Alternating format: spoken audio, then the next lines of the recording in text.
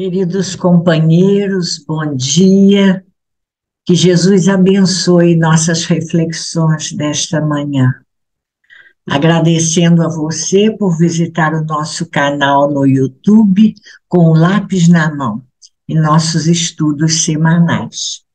E hoje nós vamos refletir sobre o item 1 do capítulo 1 de O Livro dos Médiuns, que tem por título A Espíritos, subsidiado pelo comentário do Espírito Emmanuel no livro Seara dos Médiuns, psicografia de Francisco Cândido Xavier. O primeiro capítulo neste livro, no Seara dos Médiuns, tem por título Num Século de Espiritismo. E o livro Seara dos Médiuns é o terceiro livro de uma série de livros publicados pela Federação Espírita Brasileira, trazendo mensagens dos espíritos, mensagens ditadas, psicografadas, melhor dizendo, por Francisco Cândido Xavier, na Comunhão Espírita de Uberaba, no período de 1958, 1959 a 1961. Nessas reuniões, após os comentários feitos pelos encarnados presentes à reunião, de textos escolhidos por eles nos livros da codificação, através da mediunidade de Chico, os espíritos traziam também o seu comentário sobre o tema de estudo na noite. E nessa noite, a noite de 4 de janeiro de 1960, o texto escolhido foi o item 1 do capítulo 1 de O Livro dos Médiuns, em comemoração ao centenário desse livro, o segundo, publicado por Allan Kardec. Nós lembramos que, após a publicação de O Livro dos Espíritos em 1857, expondo a parte filosófica da ciência espírita, como Kardec nos diz na introdução do Livro dos Médiuns, ele vai, em O Livro dos Médiuns, expor a parte prática para o uso daqueles, diz ele, que queiram se ocupar das manifestações, inteirando-se dos fenômenos que lhes sejam dados observar. E Kardec coloca na introdução, de par com os médiuns propriamente ditos, há a crescer diariamente uma multidão de pessoas que se ocupam com as manifestações espíritas, guiá-las nas suas observações, assinalar-lhes os obstáculos que podem e hão de necessariamente encontrar, lidando com uma nova ordem de coisas, iniciá-las na maneira de confabularem com os espíritos, indicar-lhes os meios de conseguirem boas comunicações, tal o círculo que temos que abranger, sob pena de fazermos trabalho incompleto. E adiante ele vai dizer, como repositório de instrução prática, portanto, a nossa obra não se destina exclusivamente aos médiuns, mas a todos os que estejam em condições de ver e observar os fenômenos espíritas. E Kardec inicia, então, a sua reflexão em O Livro dos Médiuns, trazendo para nós, na pergunta título desse primeiro capítulo, Há espíritos? Uma pergunta. Ele traz para nós a dúvida de muitos de nós, em algum momento da nossa trajetória evolutiva, ante as ideias da imortalidade da alma. É interessante, e eu gostaria de recordar com vocês uma colocação de Leon Denis, quando ele nos diz: quem de nós algum dia, ante o corpo sem vida de um ente querido, não se questionou perguntando: para onde foram todos os aprendizados e as vivências daquela pessoa, seus planos, seus sonhos, sua inteligência, seus sentimentos? Com a morte do corpo físico, nada mais disso existe? E Kardec começa, então, nos dizendo que essa dúvida tem por causa a ignorância acerca da verdadeira natureza dos espíritos. E ele nos diz que a crença neles se funda na existência de um princípio inteligente fora da matéria, sendo esta crença incompatível com a negação absoluta deste princípio. Nós vamos, então, ao Livro dos Espíritos, no capítulo que trata sobre o nada e a vida futura, e na nota de Kardec, a questão 959, nós vamos ver que ele nos diz que em todos os tempos o homem se preocupou com o seu futuro para lá do túmulo, e isso é muito natural.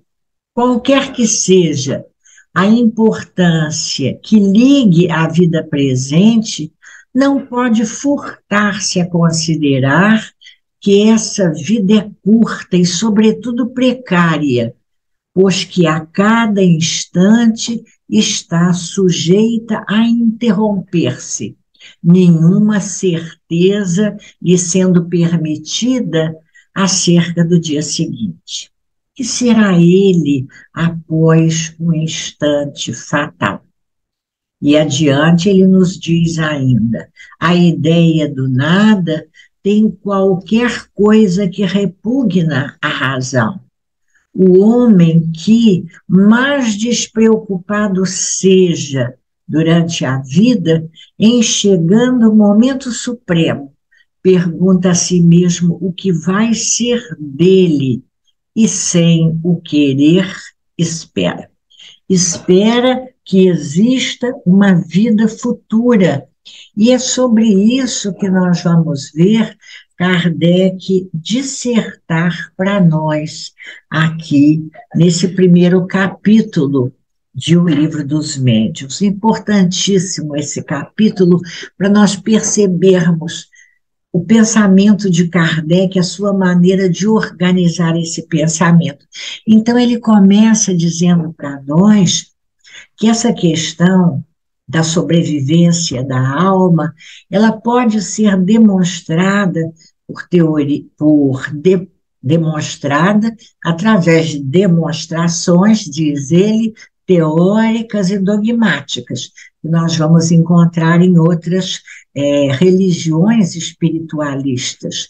Mas o Espiritismo, diz ele, nos apresenta uma demonstração positiva que pode ser alcançada pelo estudo e análise das manifestações, muitas vezes, mas também se nós raciocinarmos através de indução, e é o que ele se propõe a fazer nesse primeiro capítulo. Não a análise das manifestações, que mais tarde ele fará em O Livro dos Médiuns, mas a raciocinar sobre a existência dos espíritos, a sobrevivência do ser humano após a morte do corpo físico. Ele vai fazer isso nesse primeiro momento através de um raciocínio por indução. Então, nós vamos ver no primeiro parágrafo do item 2 desse capítulo 1, Kardec nos dizer: desde que se admite Olha o raciocínio, desde que se admite a existência da alma e a sua individualidade após a morte, forçoso é também que se admita, primeiro, que a sua natureza difere da do corpo, visto que separada deste, deixa de ter as propriedades peculiares ao corpo. Ou seja, o que é material, o corpo físico, fica, não é? Vai se transformar em outras espécies de matéria, se podemos dizer assim, num trabalho da própria natureza. Então, a natureza difere do corpo, goza da consciência de si mesma, a alma goza da consciência de si mesma, pois que é passível de alegria ou de sofrimento, sem o que seria um ser inerte, caso em que possuí-la de nada nos valeria. Então, vamos simplificando assim a maneira de Kardec falar, o que ele diz para nós aqui? Que a alma preexiste à morte do corpo físico, guardando uma individualidade com uma natureza diferente daquela do corpo físico. E o que é mais importante, persiste nesta alma a consciência de si mesma, sendo passível de sentimentos de alegria ou de sofrimento, muitas vezes. Isso, vamos lembrar que mais tarde vai ser demonstrado para nós no estudo de casos das manifestações espíritas, em o livro O Céu e o Inferno, onde nós vamos ver os espíritos trazendo para nós exatamente esse seu sentimento. Eles estão numa outra realidade, em uma vida espiritual, mas alguns felizes, outros infelizes, alguns culpados, remorciados, outros guardando tranquilidade de consciência, saudade, uma diversidade de sentimentos expressos, mostrando que eles continuam gozando da consciência de si mesmos. E diz Kardec, se admitirmos isso, temos que admitir que esta parte, que esta alma, desculpem-me, vai estar em alguma parte. Onde ela está? Para onde ela vai? E aí vem um parágrafo em que ele vai discutir para nós, não é? A ideia de céu e o inferno, que depois a doutrina espírita esclarece para nós, não é? Não existirem lugares geográficos delimitados, se podemos dizer assim, para a ideia de céu e de inferno, que nós hoje entendemos como metáforas que traduzem exatamente esses sentimentos da alma tranquila diante da sua consciência ou atormentada diante desta mesma consciência, determinando para si mesma estados de alma de céu, de alegria, de felicidade, de paz, ou de inferno, os tormentos do arrependimento e da culpa. Não é bem verdade? Então, diz Kardec para nós, não há um lugar determinado e circunscrito para a alma estar, mas o espaço universal. Formam elas um mundo invisível, em o qual vivemos imersos. Esse mundo nos cerca e acotovela incessantemente. Estão em toda parte. E se estão em toda parte, estão muitas vezes aqui em torno de nós. Como diria o apóstolo Paulo, sendo testemunhas das nossas ações. E Kardec continua, então, o seu raciocínio, dizendo, perguntando para nós, não é? Para nos ajudar a pensar com ele. Mas então, se é assim, de onde vem a ideia de penas e recompensas futuras que lhes possam levar a lugares especiais onde se efetivem essas penas e recompensas futuras? E ele vai dizer, então, reforçando, que até adiantamos um pouquinho, que as almas tiram de si mesmas a sua felicidade ou a sua desgraça, que a sorte lhes está subordinada ao estado moral, e isso é muito importante. Talvez esta ideia, não é? Da sorte das almas, da nossa felicidade ou da nossa desgraça, estar subordinada ao nosso estado moral, seja o pano de fundo da nossa reflexão dessa manhã, a partir da certeza da existência dos espíritos, não é? E ele continua dizendo que, de acordo com o grau de purificação que tenham alcançado, elas penetram e entreveem coisas que almas mais grosseiras não distinguem. E toda a gente compreenderá isso sem dificuldade, claro.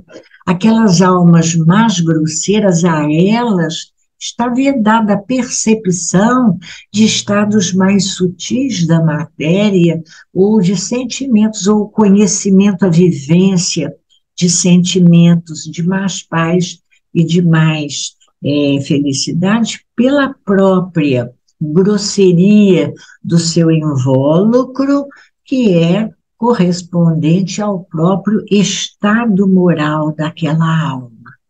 Dizei mais, diz Kardec, que as almas não atingem o grau supremo de evolução, senão pelos esforços que façam por se melhorarem, e depois de uma série de provas adequadas à sua purificação. Isso aqui é importantíssimo para a nossa reflexão. Só progredimos a partir dos esforços que façamos por nos melhorarmos. Esforços que fazemos aqui na vida material que vivemos, quando reencarnamos para experimentar estágios, períodos, etapas de vida em que estamos encarnados em mundos materiais, para passarmos, sermos submetidos a uma série de provas adequadas ao nosso grau de purificação. Então, diz Allan Kardec para nós que tudo isso é conforme a justiça e a bondade de Deus. E toda esta vivência, todo esse desenvolver destas leis, porque são leis que regem o destino das almas, estas leis estão sujeitas à mais severa razão, à mais rigorosa lógica, ao bom senso que elas podem admitir. Então, são leis que, quando nós analisamos, raciocinamos por indução, e vamos percebendo, observando as suas consequências e consequentes aplicações, nós vamos perceber nessas leis a mais rigorosa lógica, a mais severa razão. A partir desse ponto, então, ele vai falar para nós sobre os espíritos, não é? Essas almas que povoam o espaço, almas. Nesse momento ainda, Kardec não diferencia a alma como espírito encarnado.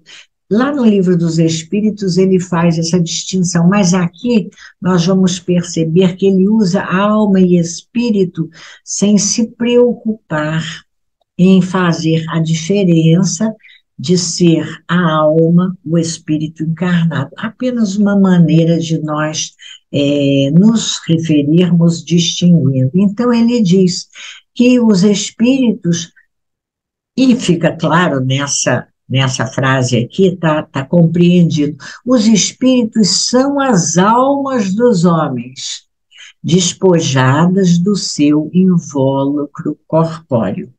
Essas almas estão em toda a parte. Mais adiante, ele vai dizer para nós que as manifestações espíritas, e agora ele vem falar da segunda maneira de nós comprovarmos a existência dos espíritos, através das manifestações espíritas, elas se constituem a prova patente da existência e da sobrevivência da alma. E vai dizer então para nós que a partir do momento em que nós admitimos a existência das almas, nós vamos perceber dois comportamentos possíveis, e eles vão diferenciar para nós o pensamento espiritualista do pensamento espírita. Porque no pensamento espiritualista, os que seguem essa linha de pensamento, desculpem, admitem a existência da alma, mas negam a possibilidade dessas almas se comunicarem conosco. Já na doutrina espírita, admitimos a existência das almas, mas admitimos também a possibilidade dessas almas se comunicarem conosco. Muito bem. A partir dessas certezas, Kardec vai, então, dissertar para nós sobre a existência do espírito, não é? E a sua natureza espiritual. Certos da existência do espírito, ele vai falar do corpo espiritual, fluídico, desse ser que pensa e sobrevive à morte do corpo físico. Como é o seu envoltório?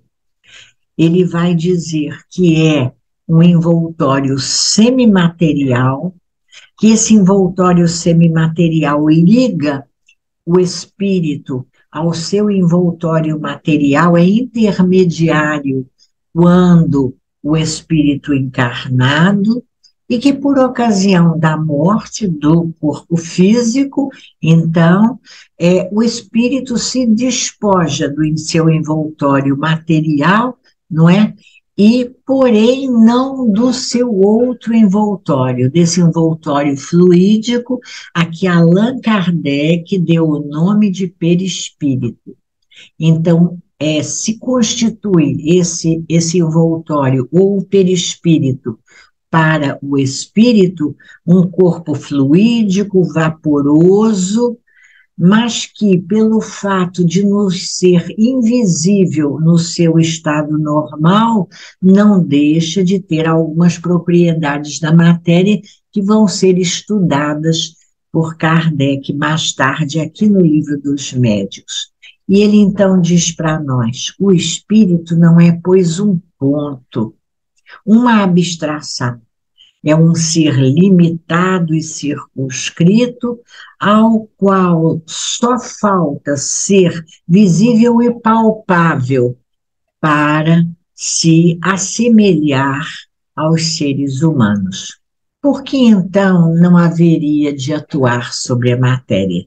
E é essa atuação sobre a matéria que vai ser então estudada ao longo do Livro dos Médiuns, a partir desse primeiro capítulo. Mas ainda fechando essa primeira apresentação tão lúcida, eu recomendo, vamos ler, vamos pegar o nosso Livro dos Médiuns, eu fiz isso com o lápis na mão, e vamos grifando aqueles trechos, aquelas afirmativas que nos pareçam mais importantes. Kardec vai, então, fechar esse capítulo dizendo para nós, isso é muito importante, que é a certeza certeza da existência de Deus e da existência da alma. É nessa certeza, e tem quatro: certeza da existência de Deus e da existência da alma, são essas duas ideias, essas duas premissas, essas duas certezas que constituem a base de todo o edifício, diz ele, da crença espírita. Que importante a ideia, a certeza da ideia de Deus e a certeza da ideia dos espíritos. Muito bem. Vamos adiante, então, fechando aqui o nosso livro dos médiuns, nós vamos agora, então, passar a análise da mensagem trazida por Emmanuel em Seara dos Médiuns, o terceiro livro dessa série que nós estamos acompanhando em nossa casa, como dissemos, das reuniões na Comunhão Espírita Cristã, a que Francisco Cândido Xavier participava delas, trazendo ao final das reuniões mensagens para nós. E essa mensagem, como dissemos, do dia 4 de janeiro de 1960, os companheiros encarnados escolheram, nessa noite, a análise da primeira questão do Livro dos Médiuns e determinaram, nesse ano de 1960, o estudo de capítulos, itens do Livro dos Médiuns, como uma forma de homenagearem Kardec e a doutrina espírita, celebrando o primeiro centenário da publicação de O Livro dos Espíritos em 1961. E nessa primeira mensagem, o Espírito Emmanuel, que é o Espírito que vai ditar todas as mensagens de Seara dos Médiuns, né, na análise das questões do Livro dos Médiuns, ele vem nos dizer do que representa um século, 100 anos de espiritismo para os homens, para a humanidade terrena. E ele vai dizer, ele vai observar para nós que esse foi um século de grande progresso da ciência. 1960, nós estamos iniciando a segunda metade do século XX, não é verdade? Um século marcado pelos progressos da ciência. Como o homem caminhou nesse primeiro século, ele diz: vimos realidades admiráveis, desde os cálculos profundos da física nuclear aos rudimentos da astronáutica. No entanto, diz Emmanuel, a par desses progressos da ciência, o desenvolvimento da moralidade pouco avançou. As guerras estiveram presentes, nos campos de prisioneiros, hediondos espetáculos de barbárie e degradação. Lembramos a Segunda Guerra Mundial, não é? As técnicas de destruição de cidades, a bomba atômica, a má utilização dos recursos da ciência, não é? Determinando estados morais de depressão, a onda crescente dos suicídios, o delírio dos entorpecentes, o abuso da hipnose, o aumento de crimes, expressando uma manifesta perversão da inteligência, da possibilidade de utilizarmos de nossos recursos intelectuais e determinando uma porcentagem assustadora de moléstias morais com alicerces na obsessão. Então, Emmanuel conclui para nós que não basta nós vivermos, conhecermos, aceitarmos um espiritismo científico, em que determina para nós, diz ele, uma cota de tempo averiguando a sobrevivência do ser além do sepulcro. Embora a relevância desses conhecimentos, diz Emmanuel, nós não podemos prescindir da edificação do sentimento. É isto que nós vamos ver mais tarde, repetindo essa informação, quando estudamos em O Céu e o Inferno, a manifestação dos espíritos, que muitas vezes estiveram na Terra convivendo com esses recursos da inteligência, do conhecimento, mas afastados do que Emmanuel chama a edificação do sentimento, que significa a adoção por nós de um comportamento moral, de uma ética de proceder que seja consoante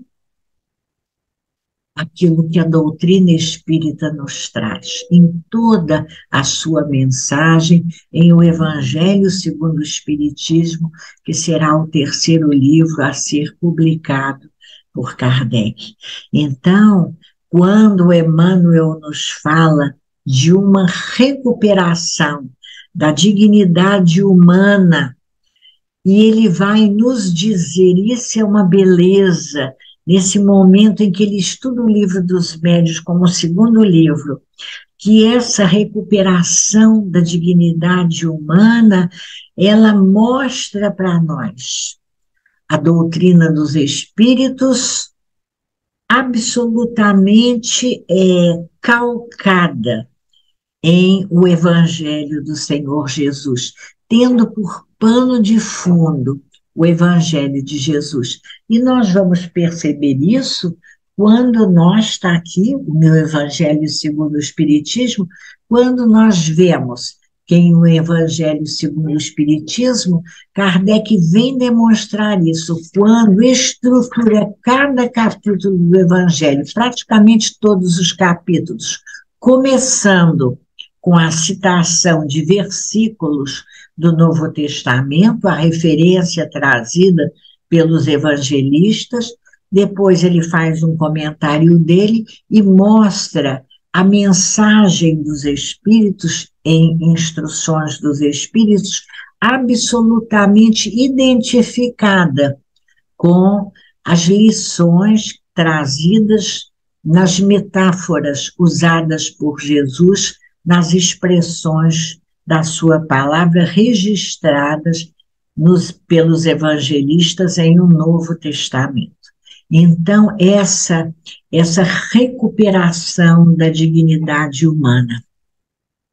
E aí nós terminamos dizendo, já passamos um tanto desse primeiro século do Espiritismo, e como estamos nós agora? Muitas vezes ainda percebemos o pensamento humano com dificuldade de entender essa determinação do Evangelho e da doutrina espírita, porque na hora de interpretarmos o pensamento de Jesus e o pensamento da doutrina espírita, ainda os desvios da nossa personalidade interferem vivamente na nossa capacidade de compreensão. De nossa parte, entendemos que isso faz parte do processo de desenvolvimento da nossa moralidade a partir da compreensão das leis que regem a vida, melhor dizendo, a partir da utilização dos recursos da nossa inteligência para a compreensão das leis que regem a vida. Então, fica para nós. Nesse momento em que ainda percebemos o espírito humano lutando por perceber todos, queremos perceber os melhores caminhos, embora muitas vezes vejamos de forma tão diferenciada essa melhor forma de proceder. Mas isso faz parte dessa determinação, como vimos em O Livro dos Médiuns, a determinação, vamos repetir aqui o trechinho, né, importantíssimo, de que a necessidade de que seja através desses esforços, né, que nós façamos por nos melhorarmos, que sendo submetidos às provas adequadas, nós vamos então galgando os graus de uma escala de evolução para atingirmos todos um dia aquele grau maior, sendo efetivamente mensageiros de Deus, encarregados da propagação da sua mensagem dentro dos padrões mais justos e mais verdadeiros, conforme a justiça e a bondade de Deus. Então, fica para nós a advertência da necessidade de sempre pautarmos os atos da nossa vida, nos esforçarmos para pautarmos os atos da nossa vida de acordo com as leis de amor de Deus, nosso Pai, leis que visam o crescimento, a valorização da dignidade de todos os homens, criaturas de Deus, filhos deste amor maior. Que Jesus nos abençoe, que seja de paz o seu dia, que haja paz na sua vida e na sua família, que haja paz no seu coração. É o que nós desejamos a você nessa manhã. Graças a Deus. Até a próxima semana.